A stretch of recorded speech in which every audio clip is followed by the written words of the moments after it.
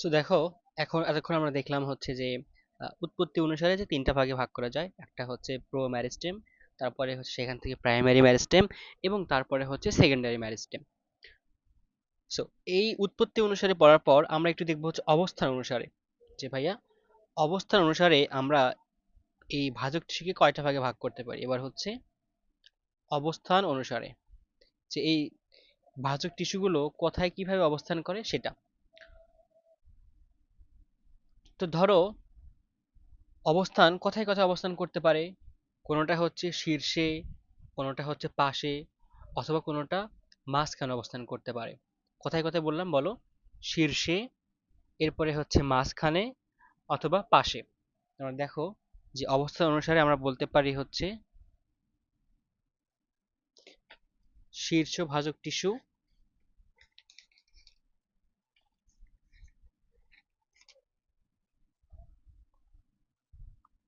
শীর্ষ ভাজক টিস্যু। এরপরে আমরা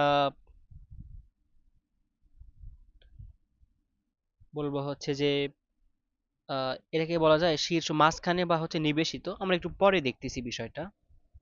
নিবেশিত, এবং তারপরে হচ্ছে ভাইয়া পার্শ্বীয়। পার্শ্বীয়।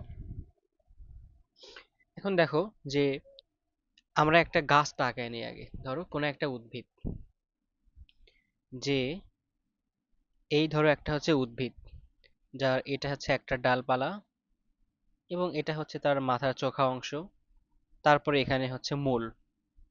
তো দেখো, একটু আগে আমরা দেখলাম যে এই উপরে যেটা থাকে সেটা হচ্ছে প্রো ম্যারিস্টেম, নিচে যেটা থাকে সেটা প্রো ম্যারিস্টেম, তার নিচে হোয়াইট যে কোষগুলো আছে এগুলো হচ্ছে প্রাইমারি।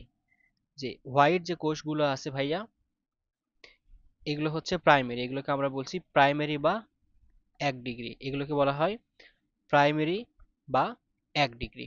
আচ্ছা, এরপরে ধরো, এরপরে পিঙ্ক কালারে যেগুলো দেখতে পাচ্ছ এগুলো হচ্ছে সেকেন্ডারি, এগুলো হচ্ছে সেকেন্ডারি।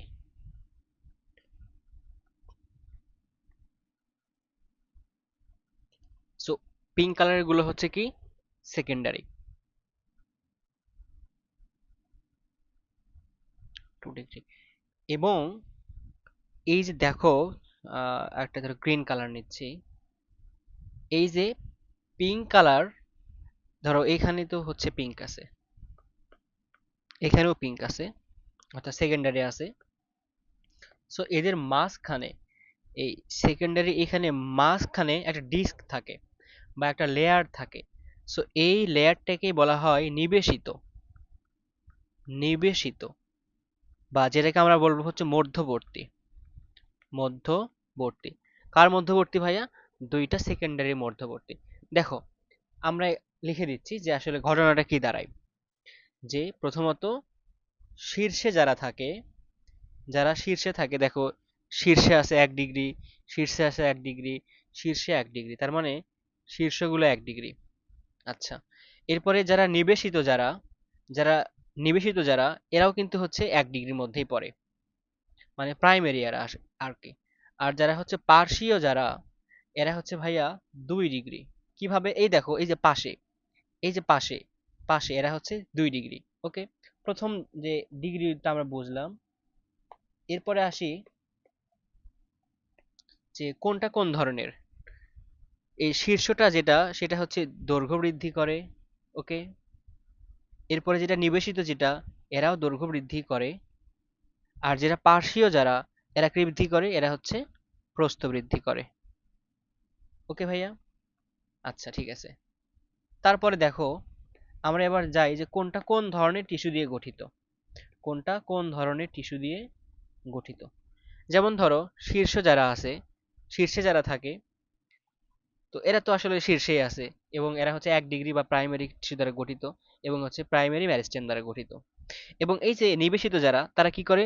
2 ডিগ্রি অথবা দুইটা স্থায়ী টিস্যুর মাঝখানে অবস্থান করে। কোথায় অবস্থান করে? স্থায়ী টিস্যুর মাঝখানে। স্থায়ী টিস্যু এর মাঝে অবস্থান করে। আচ্ছা, ঠিক আছে। আর যারা পার্শ্বীয় যারা, তার মানে এরা হচ্ছে প্রস্থ বৃদ্ধি করে, প্রস্থ বৃদ্ধি করে। এবং এই যে পার্শ্বীয় গুলো এরা অ্যাকচুয়ালি স্থায়ী টিস্যু, স্থায়ী টিস্যু। এবং দেখো এই স্থায়ী টিস্যু থেকে কি তৈরি হয়, পরবর্তীতে সেকেন্ডারি যে মেরিস্টেম সেটা কিন্তু সৃষ্টি হয়। বুঝতে পারছো তার মানে এবার কি দাঁড়ালো বিষয়টা, যে শীর্ষ যারা আছে এরা হচ্ছে প্রাইমারি। হুম। এরপরে যারা নিবেশিত এরাও হচ্ছে প্রাইমারি ভাজক টিস্যু। তবে যারা পার্শ্বীয় এখানে স্থায়ী টিস্যু আছে এবং হচ্ছে সেকেন্ডারি ভাজক টিস্যুটাও কিন্তু আছে। ওকে, এবার আমরা আরেকটা একটু জিনিস দেখে নেই, সেটা হচ্ছে ধরো কোনো একটা যদি গাছকে আমরা কেটে ফেলি, ধরো এই একটা লম্বা গাছ, এর প্রস্থ বরাবর আমরা কাটলাম, এখানে আমরা এরকম একটা সার্কেল পাবো। এবং এই সার্কেলের আমরা দুইটা বিষয় এখান থেকে পাবো। ধরো আমরা জাইলেম এবং হচ্ছে ফ্লোয়েমের নাম শুনছি। জাইলেম যেটা হচ্ছে জল তোলে কোথা থেকে, জমি থেকে, যেটা জল পাতা পর্যন্ত পরিবহন করে সেটাকে বলা হয় জাইলেম। আর ফ্লোয়েম কোনটা ভাইয়া? ফ্লোয়েমটা হচ্ছে যেটা খাবারটা সারা দেহে পরিবহন করে সেটা হচ্ছে ফ্লোয়েম। তো এই জাইলেম এবং ফ্লোয়েম মিলে, জাইলেম এবং ফ্লোয়েম মিলে এরা হচ্ছে আমরা ভাস্কুলার বান্ডল গঠন করে। জাইলেম এবং ফ্লোয়েম ফ্লোয়েম মিলে কি গঠন করে? ভাস্কুলার বান্ডল গঠন করে। যেমন ধরো এটা হচ্ছে জাইলেম, এটা ধরো হচ্ছে জাইলেম, এবং এই হলুদ যেটা ফিল আপ করা যেটা, এটা হচ্ছে ফ্লোয়েম, ফ্লোয়েম। এবং এদের মাঝখানে একটা থাকে, এই মাঝখানে একটা সেল থাকে, এটা হচ্ছে আমাদের সেকেন্ডারি ভাজক টিস্যু। এটা কি? এটা হচ্ছে সেকেন্ডারি ভাজক টিস্যু। তো এই তিনটাকে মিলে, তিনটাকে মিলে আমরা বলি হচ্ছে vascular bundle, vascular bundle. So এই ভাস্কুলার বান্ডল বা হচ্ছে তোমার বলতে পারি আমরা ফ্যাসিকল। কি বলতে পারি? ফ্যাসিকল। তার মানে দেখো আমাদের এইরকম এই ভাস্কুলার বান্ডল গুলো অনেকগুলো থাকে। এখানে ধরো আমরা এখানে চারটা দেখাচ্ছি, যে এটা হচ্ছে এই ভাস্কুলার বান্ডল গুলো এখানে চারটা দেখাচ্ছি। ওকে, এবং এই যে ভাস্কুলার বান্ডল গুলোর মাঝখানে কি থাকে? এরা হচ্ছে সেকেন্ডারি ভাজক টিস্যু বললাম। এখানে যেটা থাকে সেটা হচ্ছে, যেহেতু মাঝখানে থাকে, দুইটার মাঝখানে থাকে, এজন্য এটাকে বলা হয় ইন্টার, ইন্টার বলতে দুইটার মাঝখানে বোঝায় ইন্টার ফ্যাসিকুলার, ফ্যাসিকুলার ক্যাম্বিয়াম। এখন বলতে পারো ভাইয়া ক্যাম্বিয়াম জিনিসটা কি? ক্যাম্বিয়াম মানে যেটা চেঞ্জ হতে পারে।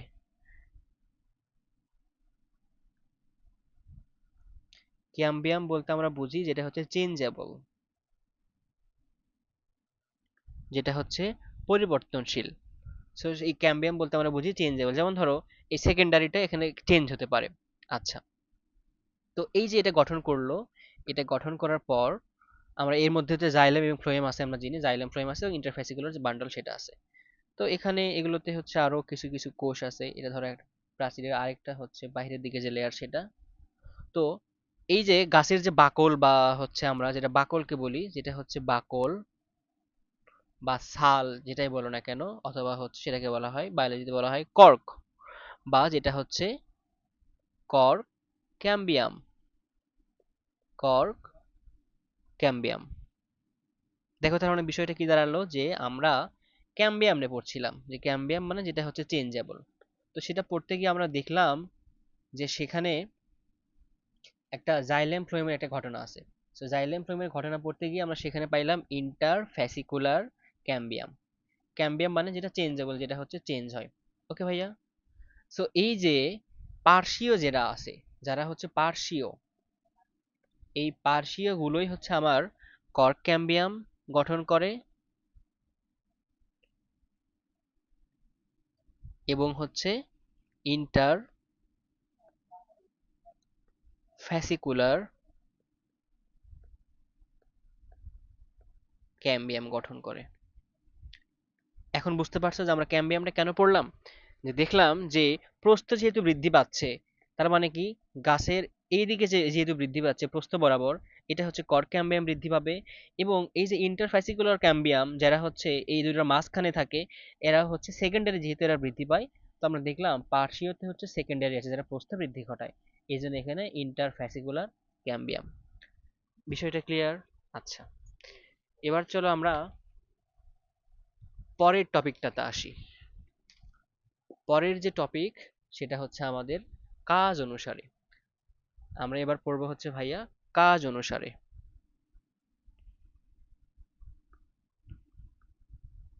চলো আমরা বলি আমাদের কাঙ্ক্ষিত কাজ অনুসারে। So, কাজের ভিত্তিতে।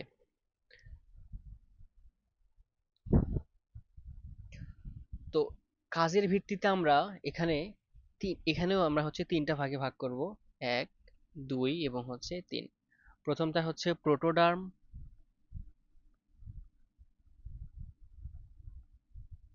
এরপরেরটা হচ্ছে প্রোক্যাম্বিয়াম,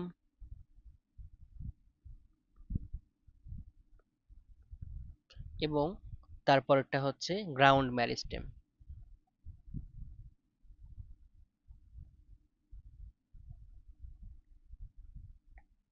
গ্রাউন্ড মেরিস্টেম। আচ্ছা দেখো, এখানে নামের মধ্যেই আমরা একটা জিনিস বুঝতে পারতেছি যে প্রোটোডার্ম, ডার্ম মানে আমরা বুঝি ডার্ম মানে ত্বক, ডার্মিস মানে হচ্ছে ভাইয়া ত্বক, এটা তো বুঝি। তো দেখো প্রোটোডার্ম এটা কি কি তৈরি করতে পারবে, এরা হচ্ছে এপিডার্মিস তৈরি করবে, তারপরে কি তৈরি করবে, এপিব্লেমা, এপিব্লেমা তৈরি করতে পারবে। আচ্ছা, এরপরে প্রোক্যাম্বিয়াম, একটু আগে আমরা দেখলাম যে প্রোক্যাম্বিয়াম কি কি তৈরি করতে পারে, জাইলেম, ফ্লোয়েম এবং হচ্ছে ক্যাম্বিয়াম নিজেও তৈরি করতে পারে। তার মানে কি, জাইলেম,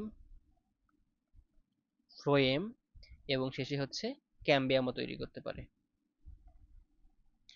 তারপরে এই যে গ্রাউন্ড মেরিস্টেম, এটা আমরা ক্লাস 9-10-এ পড়ে আসছি, গ্রাউন্ড মেরিস্টেম কি কি তৈরি করতে পারে।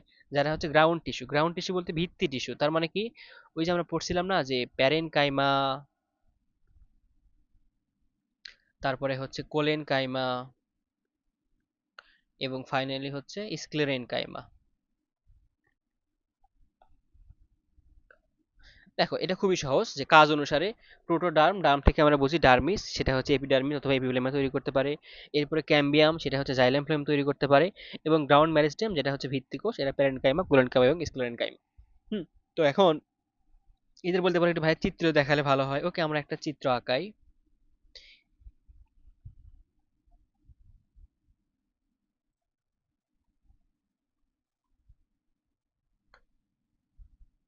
ধরো হচ্ছে এই একটা চিত্র, আমাদের এখানে হোয়াইট হোয়াইট যে সেলগুলো আছে, এরা হচ্ছে সেই ডার্মিস বা ত্বক। হোয়াইট হোয়াইট যে সেলগুলো দেখতে পাচ্ছ,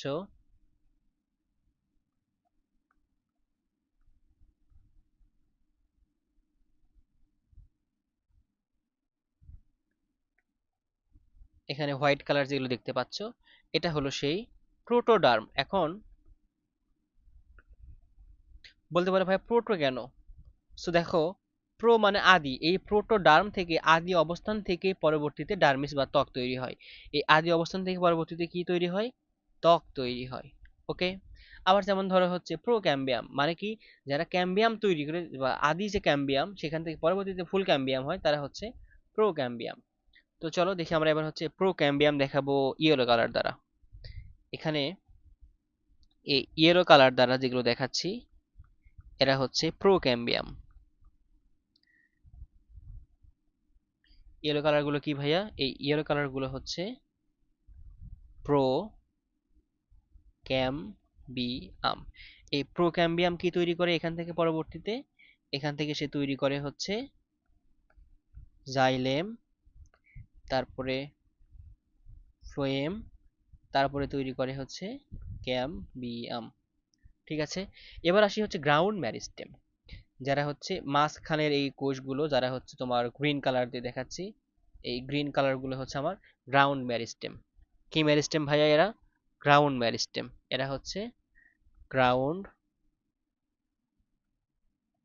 মেরিস্টেম। ওকে। এরা কি কি তৈরি করে, একটু আগে আমরা দেখলাম যে প্যারেনকাইমা, কোলেনকাইমা এবং হচ্ছে স্ক্লেরেনকাইমা। আশা করি কাজের ভিত্তিতে তোমরা এটাও পারবা। ওকে, এবার চলো আমরা দেখি যে কাজ দেখলাম একটা বাকি আছে আমাদের, সেটা কি হিসেবে বাকি আছে? কোষ বিভাজনের তল অনুসারে। আমরা এবার দেখব কোষ বিভাজনের কোষ বিভাজনের তল অনুসারে। সো কোষ বিভাজনের তল অনুসারে এখানেও আমরা কয়েকটা ভাগে ভাগ করব। প্রথমত হচ্ছে 1 নাম্বার যেটা, সেটা হচ্ছে ম্যাস বা হচ্ছে মাস ভাজক টিস্যু, মাস মেরিস্টেম।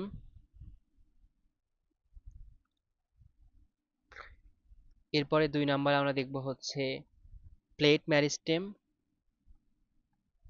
এরপরে 3 নাম্বার আমরা দেখব হচ্ছে রিব মেরিস্টেম। Rib meristem. আচ্ছা দেখো, যেটা ধরো হচ্ছে আমরা এই আগে আসি হচ্ছে রিব মেরিস্টেম। রিব মানে কি, ধরো পরশুকা। পরশুকাগুলো দেখতে কিরকম হয়? এরকম লম্বা হয়। এরা জাস্ট হচ্ছে লম্বা হয়, মানে একটা তলে যে জিনিসটা এরকম সরল সোজা হয়, এর তল কয়টা? একটা তলে। তার মানে এই কয়টা তলে বৃদ্ধি পারবে ভাইয়া? একটা তল, এক তল। আবার প্লেট, প্লেট কি কি হয় দেখো, একটা প্লেট এরকম হয়, হ্যাঁ ঠিক আছে। ধরো একটা প্লেট নিচ্ছ, তার মানে প্লেট প্রস্থ দিকেও আছে, আবার দৈর্ঘ্য দিকেও আছে। প্লেটটা কয় তলে হয় ভাইয়া? দুইটা তলে হয়। যেরকম ধরো হচ্ছে পাতা। হুম। আবার ধরো রিব কোনটা, এটা আপাতত মনে রাখো যে হচ্ছে তোমার মূল রোম। দেখো এই একটা যদি মূল হয়, এখান থেকে এরকম পরশুকার মতো সরু সরু কিছু বের হয়ে আসে। এরা একটা তলে বের হয় না একটা, এই যে মনে রাখতে পারো হচ্ছে মূল রোম এবং মজ্জা রশ্মি। মজ্জা রশ্মি আমরা পরে পড়বো, মনে রাখা আপাতত মজ্জা রশ্মি। রশ্মিও কিন্তু একটা তলে এরকম রশ্মিটা লম্বা হয়। হুম। এবার আসি ম্যাস বা মাস ভাজক টিস্যু। মাস, তো মাস মানে হচ্ছে ভর। কোন একটা জিনিসের ভর কি হয়? এর ভর বলতে একটা ফুল একটা বস্তু, এই বস্তুটা কিন্তু তিনটা তলে বিভাজিত হয়। কয়টা তলে বিভাজিত হয়? তিনটা তলে বিভাজিত হয়। তিনটা তলে বিভাজিত হয় এরকম কি কি হতে পারে? বর্ধনশীল ভ্রূণ, কর্টেক্স, রেণুথলি, শস্য, মজ্জা, এটা কিন্তু তিনটা তলে হতে পারে। তার মানে যারা হচ্ছে মাছ ভাজক টিস্যু, এরা হচ্ছে তিনটা তলে বিভাজিত হতে পারে: এক তল, দুই তল, তিন তল। হুম, উদাহরণ হিসেবে আমরা কি কি বললাম ভাইয়া? যে ধরো হচ্ছে ভ্রূণমূল, এরপরে হচ্ছে কর্টেক্স, দেন হতে পারে হচ্ছে তোমার শস্য টিস্যু, শস্য। ওকে, তো এইটা হচ্ছে কাজের ভিত্তিতে। আমরা এখন এখানে যে চারটা প্রকার পড়লাম, এই চারটা আমাদের বইয়ে সুন্দর করে লিখে দেওয়া আছে। এই চারটা আমাদের বইয়ে সুন্দর করে লিখে দেওয়া আছে। এবং আমরা যে কাজটা করব, বই থেকে একটু নিজে নিজে রিডিং পড়বো। আমি অলরেডি তোমাদের হচ্ছে সবগুলো পড়াই দিয়েছি, দেখো আমি কি কি পড়াইছি, আমি একটু দাগ দিয়ে দিই। প্রথমত হচ্ছে ভাজক টিস্যু বলছি, এরপরে ভাজক টিস্যুর যে বৈশিষ্ট্য সেগুলো পড়াইছি, ভাজক টিস্যুর কাজ সেটা পড়াইছি, ভাজক টিস্যুর প্রকারভেদ এটা পড়াইছি, উৎপত্তি অনুসারে বলছি প্রো ম্যারিস্টেম, প্রাইমারি ম্যারিস্টেম এবং হচ্ছে সেকেন্ডারি ম্যারিস্টেম। তারপরে এখানে কর্ক ক্যাম্বিয়ামগুলো বুঝাইছি কিন্তু। এরপরে অবস্থান অনুসারে পড়ছি শীর্ষ ভাজক টিস্যু, নিবেশিত ভাজক টিস্যু এবং হচ্ছে পার্শ্বীয় ভাজক টিস্যু। তারপর এখানে এই ছকটা একটু পড়বা, এটা আপাতত দরকার নেই, বাট তারপর রিডিং দিবা। এরপরে কোষ বিভাজন অনুসারে মাছ ভাজক টিস্যু, প্লেট ভাজক টিস্যু, রিব ভাজক টিস্যু। এরপরে কাজ অনুসারে পড়ছি প্রোটোডার্ম, প্রোক্যাম্বিয়াম এবং হচ্ছে গ্রাউন্ড ম্যারিস্টেম। এরপরে এখানে ছকটা দেয়া আছে, তোমরা এই পর্যন্ত পড়বা, এটার এই পর্যন্ত পড়বা, নিচের থেকে পড়ার পড়ার দরকার নাই। আর স্থায়ী টিস্যুগুলো কি রকম হবে? স্থায়ী টিস্যু হচ্ছে জাস্ট ভাজক টিস্যুর বিপরীত। ভাজক টিস্যুর বিপরীত বলতে কি কি তোমরা রিডিং করে দেখো। যেমন ধরো স্থায়ী টিস্যু বিভাজনে অক্ষম, ভাজক টিস্যু সক্ষম। এদের সাইটোপ্লাজম স্বাভাবিকের চেয়ে কম। জীবিত কোষে সাইটোপ্লাজম স্বাভাবিকের চেয়ে কম। যদি জীবিত থাকে সেই ক্ষেত্রে এদের সাইটোপ্লাজম স্বাভাবিকের থেকে কম হয়। এবং কোষগুলো অপেক্ষাকৃত স্থূল হয়, বেশ পুরু হয়, যেখানে ভাজক টিস্যু পাতলা ছিল। এরপরে নিউক্লিয়াসটা ছোট হয়। তারপরে কি হয়? এদের আন্তঃকোষীয় ফাঁক থাকতেও পারে, নাও থাকতে পারে, বাট হচ্ছে ভাজক টিস্যু থাকেই না। এদের কোষ দুই ধরনের, জীবিত অথবা মৃত। এদের মৃত কোষ হচ্ছে প্রোটোপ্লাজম বিহীন। এদের কোষ গহ্বর অপেক্ষাকৃত বড়। কেন বড়? কারণ এখানে হচ্ছে সঞ্চিত করে রাখতে পারে। নানা ধরনের নকশা দেখা যায়, এটা পড়বা। যেমন ধরো কোনো একটা গাছ কাটতে দেখবা ওই গাছের ভিতরে শেপটা বা কাঠের মধ্যে অনেকগুলো নকশা দেখা যায়। এরা সুনির্দিষ্ট আকার প্রাপ্ত হয়। তোমাদের যে কাজ হবে ভাজক টিস্যু এবং স্থায়ী টিস্যুর মধ্যে পার্থক্য লেখা, এখান থেকে এইচডব্লিউ করবা, ভাজক টিস্যু এবং স্থায়ী টিস্যুর মধ্যে পার্থক্য। এখন স্থায়ী টিস্যুর কাজ কি কি? খাদ্য তৈরি করা, খাদ্য সঞ্চয় করা, পানি পরিবহন করা, দ্রুত প্রদান করা। এরপর এখানে কিছু প্রকার লেখা আছে, প্রকারটা আমরা 9-10 বইয়ে পড়ে আসছি। তারপরে এখান থেকে চাইলে একটু পড়ে নিতে পারো, দেখে নিতে পারো, এখানে পার্থক্য যদি লেখা আছে। সো আমরা মোটামুটি টিস্যুর যে প্রাথমিক যে প্রকারভেদ সেটা মোটামুটি পড়ে ফেললাম। এরপরে ক্লাসে আমরা টিস্যু তন্ত্র নিয়ে কথা বলবো।